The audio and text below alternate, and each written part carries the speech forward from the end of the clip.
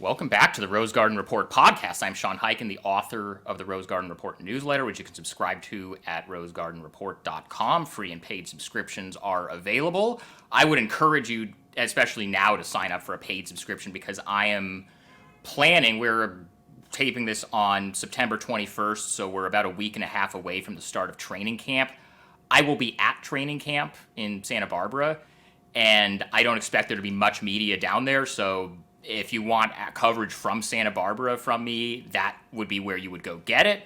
So I would encourage you to go do that. And then as far as the podcast, obviously, as always, we're part of the Odyssey family. You can get us on the Odyssey app as well as Apple, Spotify, anywhere else. Make sure you subscribe on YouTube. I'm going to do something a little bit different this week. There's a book that is, I think, officially out on October 1st, but it's kind of, I think if you order on Amazon, it's out. But the official date is October 1st.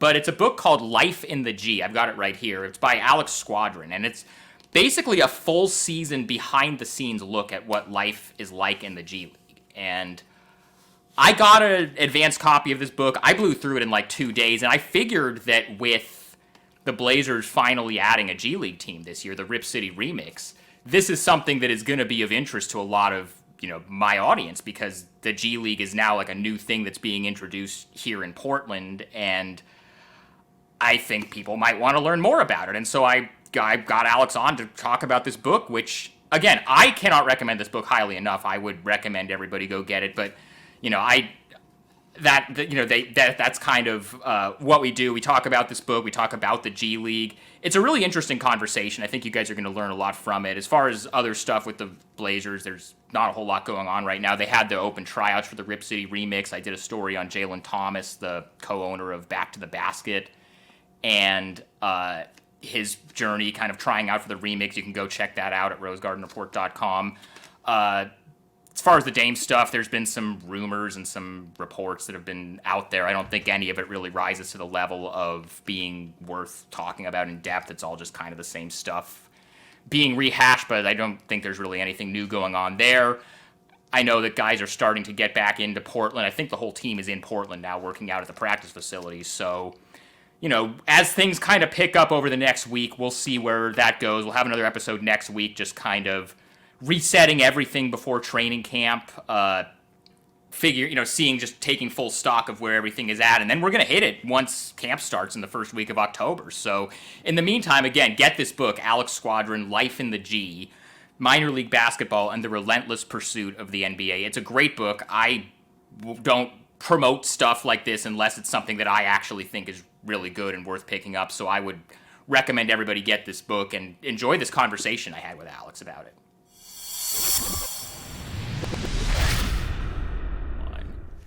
Alex, thanks for coming on with me. This book is awesome. I just finished it last night. I read it in like 2 days. I blew through it. Thank you, man. I really appreciate you having me and appreciate you reading the book as well. Yeah.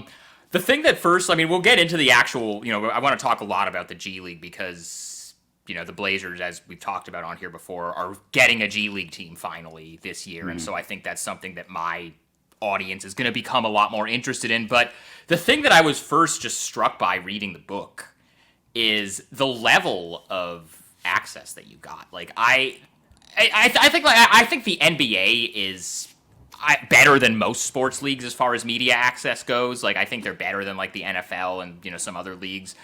But it's so rare, especially these days, that somebody gets the level of access that you got in this book. You, as far as I can tell, you traveled with the team. You were in their team meetings. You had like detail from like players' exit interviews that make me think you were actually in the room for those exit interviews. Like, yeah, how this is like. I mean, the way I would probably sell it, like the last time I can remember reading a book about like the NBA or an NBA adjacent thing where somebody got this level of access was the Jack McCallum book, 7 Seconds or Less, about the Suns. Like, how did you convince? Like, how hard of a sell was it to the Birmingham Squadron, the Pelicans G League team, to let you just be completely embedded with them and see everything?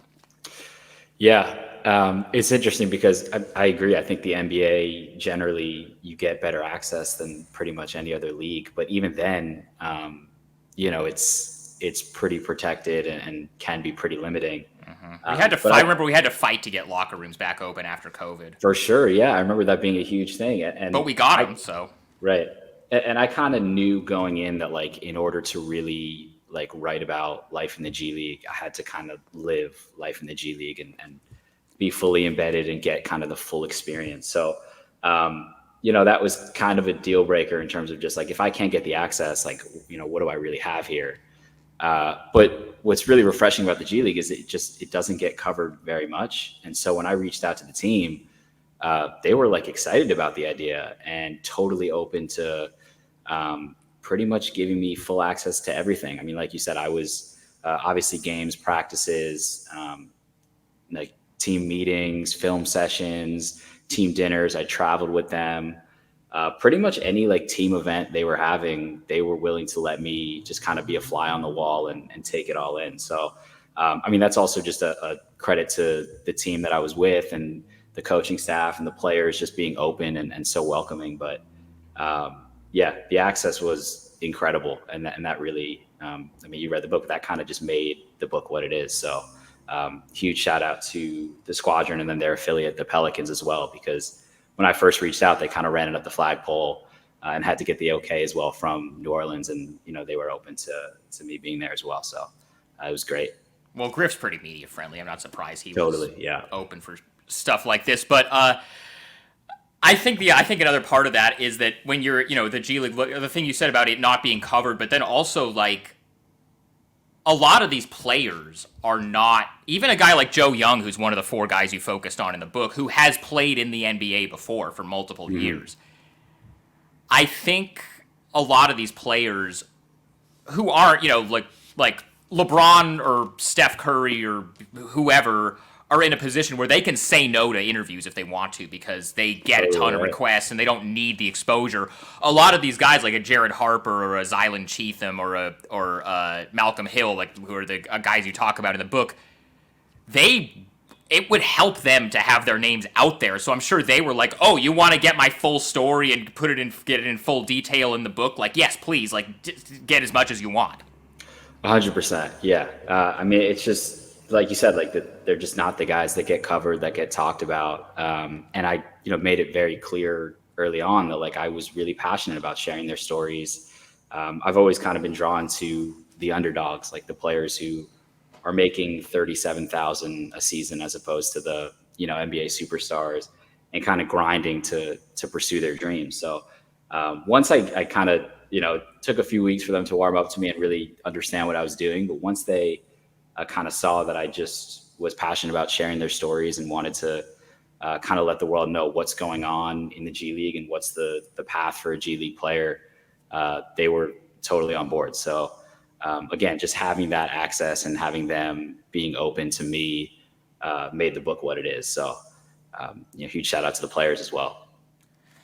And they got pretty vulnerable with you in this. Like there was this one chapter kind of towards the end where you were talking to Joe Young, who is the only one of the 4 guys that the book is focused on that ended up not getting a call up at all during that season. The other 3 either, in the case of Malcolm Hill, actually caught on permanently with the Bulls, and then the other 2, were up and down, but they were in the league a couple of times over the course of the season. Joe Young did not get called up at all, and there was one point in the book where he's just like sitting in an empty gym and thinking about like, is this worth it? Should I even continue doing it? And it just shows the full spectrum of some of these guys are, end up making it. A lot of them don't. Even the guys who are, there are a lot of players that are talented enough to be in the NBA, but it's just like the thing that I think this book really illustrates for people who maybe know this in the back of their heads, but don't like, see it in as much detail is there's such little that separates a guy who has a 10-year career in the NBA as like a role player from somebody who's maybe just as talented as them or better, but just doesn't get the right breaks or doesn't have the right, have the right person in their corner or whatever the case may be. No, 100%. And I'm glad you highlighted that scene because that to me was kind of the heart of the book. I mean, just the raw emotion of a guy who, went through the grind, was doing everything within his power to get back and was right there. It just was, even for me following it and, trying to just take notes and get everything that I could, it's hard not to just feel for the player and feel the emotion of a moment like that. So, yeah, I mean, that was kind of throughout the season. You're on the sidelines and try to take a back seat, but you're also, it's impossible not to root for these guys with all Totally. they're putting into it. Yeah. I mean, and what you said about just it being like the margins being so thin, like I think most G Leaguers would tell you, and even the guys who have made it, that, there's not a huge difference between the bottom half of the NBA and the top half of the G League. A lot of these spots are, these players are kind of interchangeable. And so you really can't afford to make like any mistakes, because if you do, there's another guy who's very similar in, style, fit, talent, who can basically just slot in. And the way that NBA teams look at it, it's just like, we might as well take the guy who hasn't made any, however minor misstep at all. So it is crazy just to think the amount of pressure that these guys are under to just like essentially be perfect in every way, like on the court, of course, like hustling at all times, not turning the ball over, stuff like that, but off the court as well. Like any little thing that could be construed as like, this might be a problem in the locker room. It's just enough for a scout or a coach or an executive to just cross you off a list. So it is, and that's something that surprised me even. I mean, you knew just like how difficult it was to make it, but how little you can afford to mess up was shocking even to me. And even if people want to know like how little of these mess ups we're talking about, when you get to the G League showcase in Las Vegas, which I was there that year, we can talk about that a little bit, because that was one of the wildest NBA events I've ever covered, the 21 showcase. But like there was like a team meeting before the showcase where the coaching staff basically tells all the players, if you get seen walking around with like a Chick-fil-A bag, that might make that you might get randomly spotted by an NBA scout who just happens to be in the lobby of the hotel and is like, oh, this person was eating Chick-fil-A. Like, they might not be taking their nutrition seriously. And then that's why you don't get an NBA deal. And that's the difference between you not getting a shot and not, or getting catching on somewhere and then having a 12-year NBA career as a role player. Like, that's how thin the margins are. Like, the scene, it's like crazy. Like, it's kind of like what I think the comparison I make in the book is like when like college admissions are going through. Oh yeah. Like basically identical applications. They're searching for reasons to eliminate one over the other. So if they can find something, they're not really looking for a reason to sign you. They're kind of looking for a reason to not sign you, because they their lists are huge. So they're really just trying to kind of cancel guys out in a way. And something as small as that, I mean, you just want to pick up a slice of pizza after the game and you think no one's watching, like somebody's probably watching. That's a red flag. And people talking, it's a red flag. So I really do hope that the book captured just like how much you have to think about and how much obviously that adds to the pressure on you as a player. It's pretty crazy.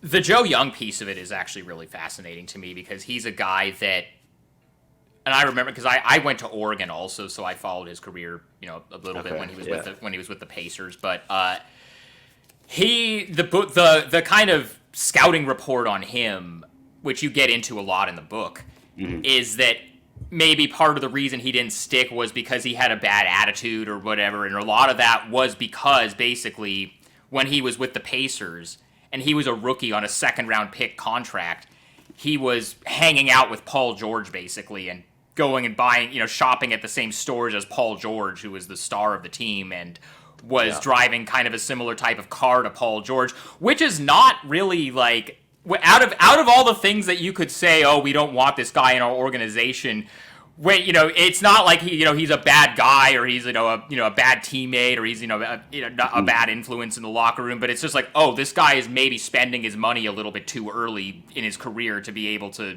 do that. That's somebody we don't want on our team, and that's why the guy washes out and goes to China and plays over there, makes a lot of money, but wants to get back to the NBA. And when he gets back to the Birmingham Squadron, when he's playing in the G League, he's like, look, I realize I maybe got a little ahead of myself the first time, and he goes above and beyond to do everything they ask him to do and be a role player and not make it about himself, and he still doesn't get a shot because people had that perception of him from before. Right. And I think to your first point, like, it has nothing to do really with like putting a ball in a hoop. It has nothing to do with basketball. It has a lot to do with, one, I think Joe almost acting like he had a bigger role, like he was the star when he wasn't, Right. which I I think mean, in a way a can lot be of seen as guys. Yeah. totally. And I think it's evolved. Like that was, that's 8 years ago. And it's changed through the years for sure. But I think just the fact that he's acting like he's a star when he's not is maybe a sign of, is he going to be willing to accept a role, or, does he have too big of an ego? And just like a sign of, in the eyes of NBA front offices, like immaturity. And again, just has nothing to do with kind of the work that he was putting in, how he was performing when he did get little opportunities. And then I think what his story illustrates is just like, as hard as it is to make the NBA, once you've made it and then fallen out, it's even harder to get back, because reputations really stick and labels really follow you everywhere, no matter how much you've changed and no matter how much you've evolved on and off the court.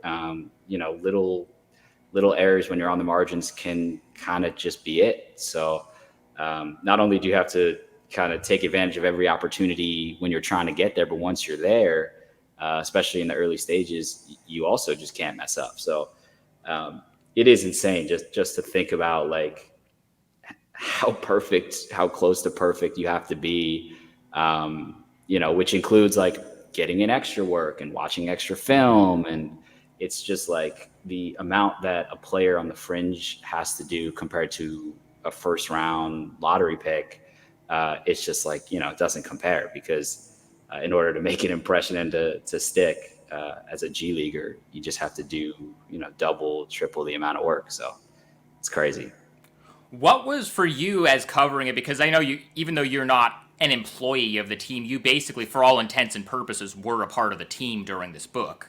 Yeah. Because you were going everywhere with them and flying on their planes and being in all of their team meetings. What was, I referenced this earlier, the 2021 G League Showcase in Las Vegas, which I covered. And from my end, it was just one of the most surreal things I've ever been at covering the NBA, because that was right when Omicron was really just, getting through everything. And like every NBA team was like having an outbreak. And you literally, like, players would be getting pulled off the floor at halftime of these G League games to go get an NBA call up. Yeah. Like, what was it like? Insane. What was that like for you from the team's end? Just, observing all of that, and just how hectic and how chaotic and just how up in the air everything was. Well, so I think the first thing I should say, just to clarify, because my last name coincidentally is the No, same. I know you have an author's note at the beginning of the book about so I should this. say, Yes. like where I was like kind of a part of the team. I think there was an impression that I was like literally like the team, like the owner's son or something, which is just not true. It's just a fun coincidence. It's a crazy coincidence. But I mean, that time, obviously for the world at large, but it was just incredibly tense. And also, like, I had a sense that this was it. Like, guys were going to start getting called up, because it was just every NBA team was decimated. They needed players to not only like come up, but also to play pretty much right away. But then you have it kind of like overlapping with the biggest G League event of the year, which is this showcase where basically representatives from every NBA team come to scout G League players. And that's when, call-ups tend to go up in the wake of that event. So, but like basically all of this was happening within a 2-week, window. And so they changed all of the rules for showcase in terms of like access, in terms of there was no fans, you had to wear masks. There was no hanging out or having dinners and stuff like that, because you had to be that careful. I mean, Omicron was spreading at an insane rate. So what it really did was just added another layer of like craziness to what's always like a crazy event. Watching kind of, and there's also that kind of, you don't want to get COVID. You don't want to put anybody at risk of getting COVID. So I was being like extra careful. It was insane, because it kind of, you knew it was going to be this intense environment. And then it turns into like, there's no fans, it's just the players. And there's this like looming, one, could you get sick and trying to prevent yourself from getting sick? And two, like they're calling up guys left and right. This could really be the best shot I ever have to make it to the NBA. So, man, I mean, you nailed it. You were there. It was just like, I've never experienced something so, to me, like just the tension in the gym. You could feel it. Like you could feel how much these guys wanted it, and kind of them realizing how close they were on top of just like all of the, COVID madness that was happening. So That was crazy. Well, the thing that I remember about that was usually, and I went last year also when kind of COVID, for better or worse, was not really being treated as like a thing anymore, and it was kind of back to the normal version of what that event is. Right. Normally, that's the type, because this event happens in basically the week before Christmas, and it's sort of the unofficial opening of trade season. Totally. Because it's like 2 months before the trade deadline. It's right after December 15th when players who signed over the summer become trade eligible. And so normally, for somebody like me who's a, reporter covering a team, that's where you go and you talk to like executives and agents about like, oh, what are teams looking for? Who's talking to who, who's looking at trades. The only thing anybody was talking about that year among like team executives was, is the NBA going to shut down again if they can't get this COVID thing under control?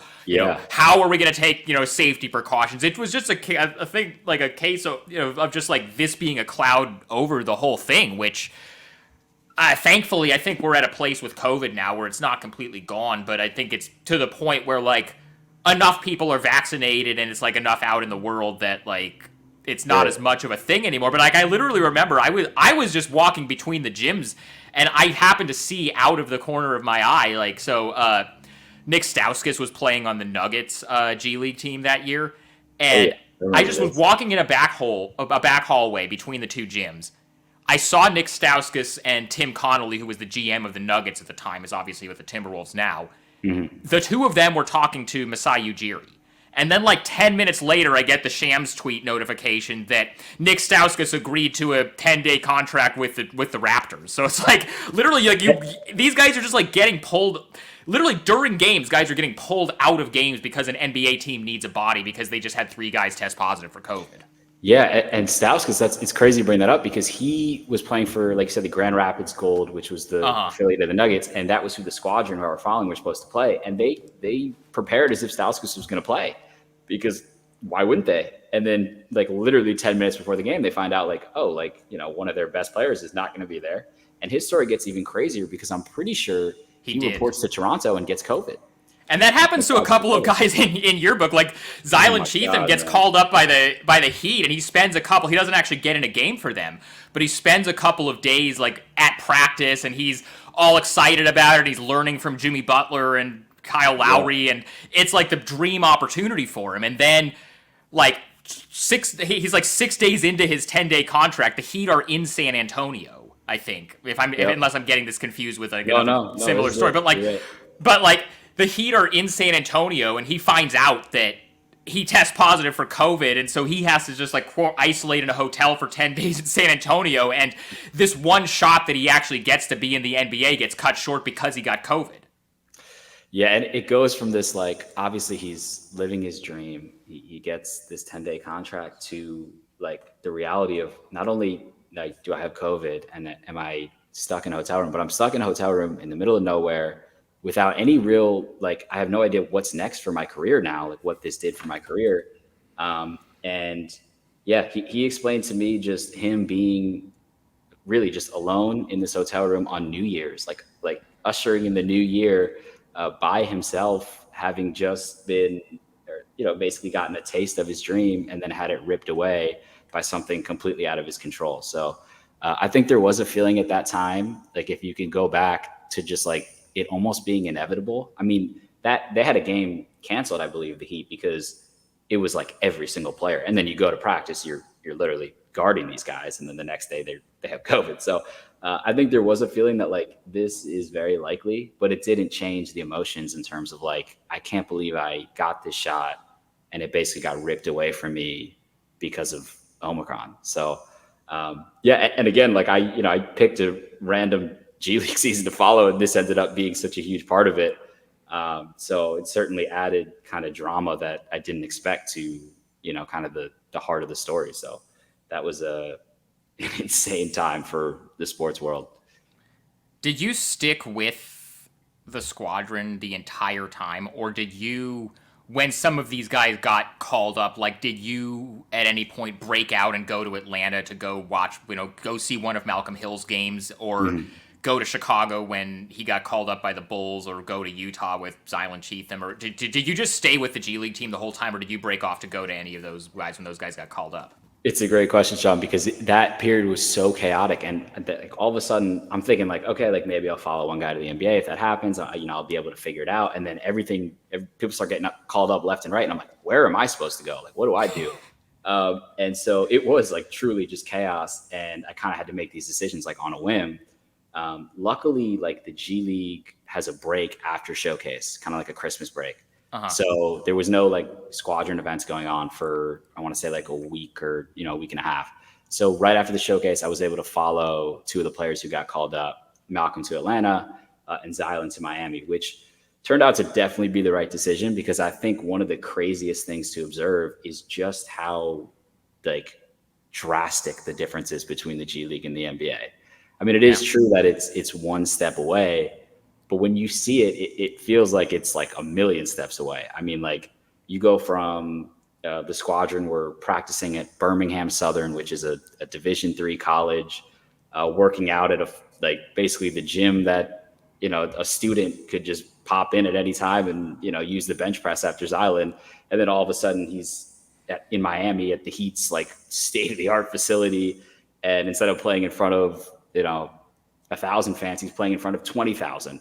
And it's just like one game you can be in the G League, and the next day you're experiencing that. So it is just like, I wasn't aware that I would even get the opportunity to see that change. So like, I definitely felt like I had to take advantage of it once those guys did get called up, and it turned out to be the right decision, because seeing that stuff up close, it really kind of drives home, how big the dream is and how different the dream is from where you are. And it's not even just the differences in the facilities either, because you get into when Zylan Cheatham first gets to Miami, he's practicing with the G League team, and, guys are messing up drills, and, everybody's like, oh, let's just do this over. And it's like, okay, if guys don't know the sets, because the G League is all about development and just like getting stuff right.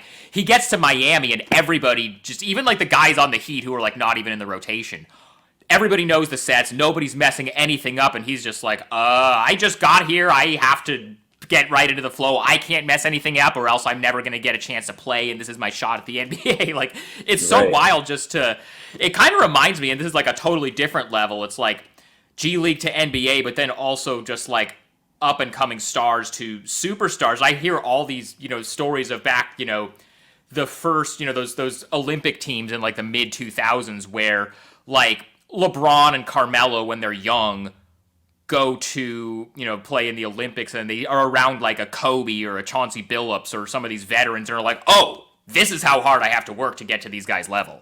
Totally.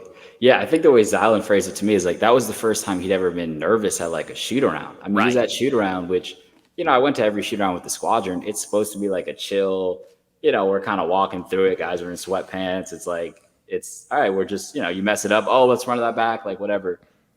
Like if you get to the NBA, especially in Miami, where things, heat culture, all that stuff, it's very buttoned up. And Spoelstra really does not mess around. Like if you mess something up, it's not like my bad. It's like, get off the court. Like, what are you doing? Like, we'll just get somebody else who isn't going to mess this up. And there's your shot right there. Like, like get off the court. And so I think he emerged from that like experience with like a new appreciation for like, okay, for as serious as I take basketball, like this is how serious it is once you get to the next level, especially like, organization like Miami. If you want to like create a winning culture, that's the environment that you foster. Like there's no mistakes. There's no oops, my bad. It's just like if you're not prepared, get the hell off the court, and we'll find somebody who is. So that definitely stood out to me too. The other thing I really liked about the book is it isn't just like a straight, this is what happened through this season. You kind of break out into, and this is something that I think, the reason I think everybody should go read this book is because it's so hard to find something, and we were talking about this a little bit off air beforehand, but like, it's so hard to find an aspect of the NBA that hasn't been done in terms of like being written about in a book or being covered extensively. And you really go into a lot of, the history of the G League, and like David Stern starting a minor league, and like originally there was no, there were like 5 teams, and like all 30 NBA teams would like share among the teams, Right. and they'd be in all these weird places. And like there's this one that I think my favorite story in the entire book, and I don't want to spoil too much. My favorite part of the book was there was a season probably 15 years ago or something where one of the G League teams, or I guess NBA Development League as it was, I guess, called at the time, they got their jerseys all shipped to the right gym. They didn't have their full supply of shorts, and so players, when they were subbing in and out of games, literally had to share pants. John, And when I heard that story, I had to confirm that like 5 times. you're just like, there's no way somebody is just telling you this, and like there's no way that's true. And then you were like, but there's this mantra that just kind of keeps getting repeated throughout the book about all these crazy travel stories and all this crazy like logistical stuff that, NBA teams fly charter, they stay in the most 5-star, upscale hotels. G League teams fly commercial, they stay at like a Holiday Inn or something. Yeah. They don't have those same accommodations, and there's this mantra that's just like, that's the G League. Right. Yeah, I'm glad you brought up that story, honestly, because that's like my favorite too. I mean, there were guys literally, they didn't have enough shorts, so there were guys on the sideline. They were wearing towels. They were wearing like compression shorts and towels, and then when they would check in, they would change on the bench before going in. And this is something that just flew under the radar because nobody was covering the D League at the time. And yeah, I think to your point about just like nobody writing about it, I mean, that's really what was the inspiration. Like I had been covering the NBA. I worked for Slam previously, and just was surprised at how little was known about the G League. Like it's fairly new. It is just over 20 years old. But still, like this is a league that's producing players that are having huge impacts in the NBA. And it's just not covered at all. So I think that was definitely a big driving force behind the book, was like, I can kind of be the first to shed a light on this league and, spotlight the history of it, which I think is obviously unknown. And then, I think the heart of it is people pursuing their dreams and trying to get to the NBA. So, definitely was shocked at how little was known about it. And hopefully this brought to life a little bit of it for people. So what was your personal craziest travel experience during the process of reporting this book? Great question, Matt. It's a lot better, as different as it is from the NBA. I mean, the G League teams fly commercial. So it's, you could be on a flight with the Squadron. It's very different from the NBA, but it's a lot better than it was 20 years ago. So some of the craziest travel stories I heard were, from the early history of the league. There's one that I highlight when the team was they were in Sioux Falls, South Dakota, and they had a game. So they had a night game. They were in Memphis. They had to get to Sioux Falls, South Dakota. They had a night game. We're supposed to basically a travel day and then a day game. So one day to basically get to Sioux Falls. And they woke up the morning of their travel day and found out that their flight was canceled.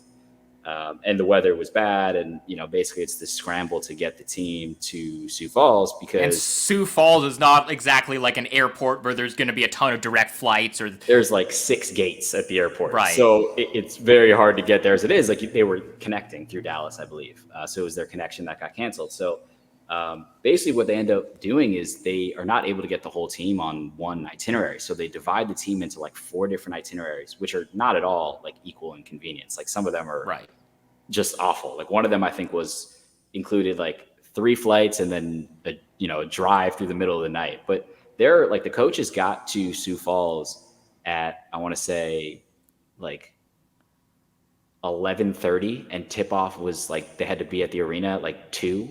So they get there and they're basically immediately going through walkthrough and shoot around at the hotel, and none of them have slept. And it's just this insane kind of scene of like, I think one of the sayings in the G League is kind of no excuses. Like whatever is thrown at you, you have to deal with. And scouts watching that game have no context around like this team just had a travel day from hell where they were, on 3 different flights or driving through the middle of the night and couldn't even sleep. But once you step on that court, like the only thing that matters is what you do on the court.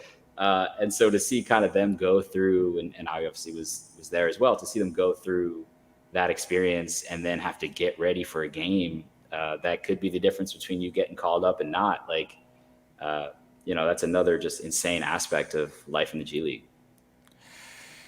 Yeah, this I just did a story over the weekend of because the Blazers just had their first open tryouts Yeah, the for Jalen Thomas story. for I the read that, man. That was an awesome story. appreciate that, man. But like Jalen Thomas, who is the co-owner of a store here called Back to the Basket, but which I'm sure a lot of my listeners who are in Portland have heard of or been to. Mhm. But he was telling me about like playing in Armenia or playing in El Salvador, some of the low-level overseas leagues that he played in before he kind of took a step back from trying to play professionally. And he was saying the same thing where like these teams, if you get off like you can get off a plane and have to play a game that night, and if you're not good, they don't care that you're jet lagged or you were just on a plane. And the flying commercial thing, and this is also kind of, G League teams fly commercial. This is kind of also getting into, a lot of the controversy that's going on with the WNBA right now, where their Yeah, players are all totally. fighting to get chartered flights and not have to fly commercial. With the G League, it's like these players in a lot of cases are like 6'6" to 7 feet tall, and like somebody being that tall and having to sit in a commercial, a coach seat, like because these guys are probably not getting first class upgrades either. So like, No, there's a few times we hopped on flights and I find myself in like an aisle seat and I look back and like, 6'8" guys sitting in a middle seat. I'm like, dude, take my seat. Let's swap here. I'm 5'8". Like, this is ridiculous. Yeah, man, it is crazy. I mean, these guys really do like, they sit in middle seats. They're scrunched up in middle seats or, whatever it is. And then they have to play. They're expected to play at like the top of their game. Either, it could be the same day or the next day. And so, yeah, I mean, it's real. I mean, the obstacles that you face, even like small things like that, just dealing with, oh, we're at the airport for 4 hours because the flight got delayed, or, oh, we have a long connection. And now I'm sitting in a middle seat on a 4-hour flight. Like that stuff is all, you might overlook it, but it all matters a lot. And it doesn't make the road any easier. So, yeah. what kind of feedback have you gotten from the Squadron and from the G League and from the league since the book has kind of been done? And I'm sure like have any of the players you highlighted, like have they been able to read it, or people in the organization or people in the league office, have you gotten any feedback from them about it? For sure, yeah. So all three really, the organization, the players, the league, the feedback's been really positive. I did want to paint, obviously it's was true to my experience, but my objective was not to slander the G League in any way. I really wanted to write about kind of the inspirational journey of really everybody, because everybody in the G League is trying to get to the NBA: coaches, executives, managers, announcers. So my intention was, to kind of capture what that pursuit is. And I think there's nobody pretends that the G League is this like great place. I kind of, one of the sayings is that it's the place that nobody wants to be. There are parts of the book that highlight kind of the obstacles you face, but everybody kind of admits that that's what it is. Yeah. So the feedback's been really positive. The league, the team, the players have been super supportive, and that's just meant so much to me. And it's crazy. It was 2 years ago that this whole thing started. So just for it to be 2 years later and people are still kind of keeping in touch with me and invested in it and care about it, just means a lot. So it's been awesome so far. And this goes back to these players aren't covered a lot, where like if you were writing a book and one of the subjects of the book was, let's just say, I don't know, Steph Curry, just to name like a super famous, popular NBA player that gets covered to death every single day. Right. He might not keep in touch with you every single day after you finish writing the book, not because he doesn't care, but because he just, somebody like that is going to have so many more people pulling them in a million different directions and a lot more demands on their time. Whereas like Malcolm Hill or Joe Young is going to be like, this is the only person in the entire media that took the time to actually want to know my story and want to get to know me and want to write about me. And it's a little bit of a different type of connection when it's somebody at a lower level like that who doesn't have that type of exposure. Totally. Yeah. I can't imagine. I've written stories for Slam about Steph Curry and Jason Tatum and kind of the superstars of the NBA. And, right. You always kind of cross your fingers that they'll share it and help promote it. But you never expect that, because these guys get these stories written about them all the time, like you said. And again, it's not like an expectation on my part that these guys are going to share the book and promote it or anything like that. Right. It's just, I do think, like you said, like they've never had their stories told. Like nobody's really, cared enough to kind of dive deep into all of the things that they're going through. There might be a thing here and there about, little details about their career, but this really, I hope, paints a full picture of, their individual lives and just kind of what life in the G League is like. So, yeah, man, they've all been just so great. And it was such a great group. Like I got so lucky, I think, just with the guys that I was covering. So I think that they've been, open to really anything in terms of sharing it and talking about it and, reaching out to me and just being supportive of it. So it's been awesome. Have you seen the documentary, the Amazon one? Oh yeah. Yeah. I thought it was great. I think I think that documentary and your book are like perfect companion pieces to each other because they kind of go over the same thing. And it's like, you got like guys that have been in the league for a while and then are trying to get back in, or guys that are trying to, or like guys that are like fighting for their first shot. And it's like highlights like a lot of different guys at different points in their careers. And I think I think a lot between those two things, I think it's a lot of good, like behind the scenes stuff. The other thing I want to get to real quick, I've got to go soon, but, you kind of this was the first season, correct, for the Birmingham Squadron? Yeah. What was it like? What was it like for you to watch? Because like the Blazers, just to tie this back in a little bit with what is happening in Portland, they have a G League team now for the first time that's starting in the fall, and they're trying to get it off the ground. What was that part of it like for you, also to watch, like, the fan interest locally and the trying to get the word out from to people in Birmingham that like, oh, there's a new minor league basketball team you can go watch that's not the NBA but it's affiliated with the NBA, and trying to build up interest in the community, because that's something that I'm going to be watching pretty closely here in Portland too. Totally. Well, first I should just say that I'm a huge fan of your work, and I appreciate the fact that you're like actually writing about the G League and giving the full picture, because I don't think everybody does that. Like I think a lot of people just don't really pay attention to it, and I think it's such a huge aspect of covering a team. So I just like appreciate that question and the fact that you're kind of invested in it. But yeah, like there's no magic formula. It's so hard. I think one of the things that's crazy is, with NBA parent clubs and their G League affiliates, not all of them have the same view of basically how to treat the team. Like some of them basically see it as like, we're not really going to invest in trying to grow this into, a popular team with fans and kind of market the team. We're just looking at this as like an opportunity for development. So in that way, like we're willing to pay whatever cost it is just to help develop our players. And then there are other teams, and the Squadron were like this, where they're like, well, yeah, we want to do development, but we also want to build this into a major part of the community.